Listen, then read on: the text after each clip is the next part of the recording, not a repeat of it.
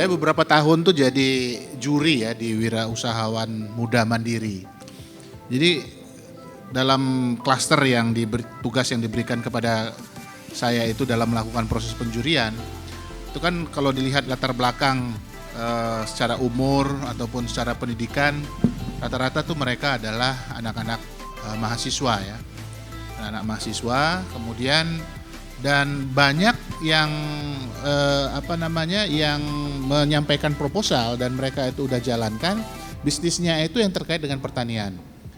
Jadi misalnya saya ingat tuh ada yang mengembangkan mengenai stek untuk tanaman karet. Stek tanaman karet dan ini sudah udah dijual ke wilayah-wilayah di sekitar situ, stek karetnya itu bagus, kemudian hasilnya juga lebih baik.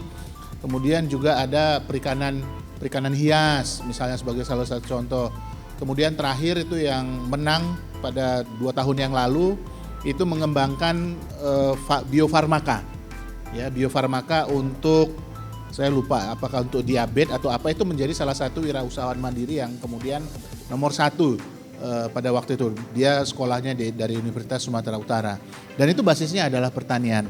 Nah, yang ingin kami sampaikan bahwa sebenarnya inisiatif untuk mengembangkan wirausahawan baru ini terus ada dari waktu ke waktu dan jumlahnya banyak sekali kalau menurut pandangan kami, terutama anak-anak muda.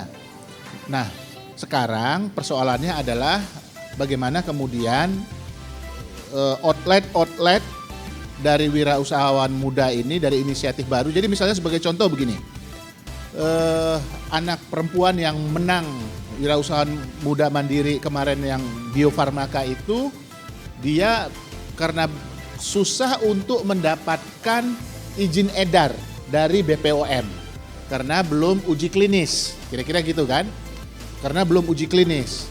Saya tanya, ini Anda udah mengedarkan tetapi kok belum ada uji klinis dari BPOM, kok berani sekali gitu misalnya, seperti contoh itu. Nah, terus tapi orang mau beli, percaya dengan produknya dia. Dan selama dari proses penjualan itu, yang beli itu sangat kecil yang komplain. Ya, sangat sedikit yang komplain. Yang ingin saya katakan adalah bahwa satu, inisiatif ini bagus, mereka mengembangkan risetnya sendiri, kemudian hasilnya sudah direkognisi, banyak yang beli, kemudian bagaimana kemudian adalah government intervention masuk. Bank Mandiri misalnya mau kasih modal agak ragu-ragu karena ini mungkin harus ada government intervention masuk. Apa wujud government intervention yang masuk? Uji klinisnya dilakukan oleh pemerintah dong, dibantu. Bahwa memang ini produk ini memang layak untuk diperdagangkan. Dia patenkan.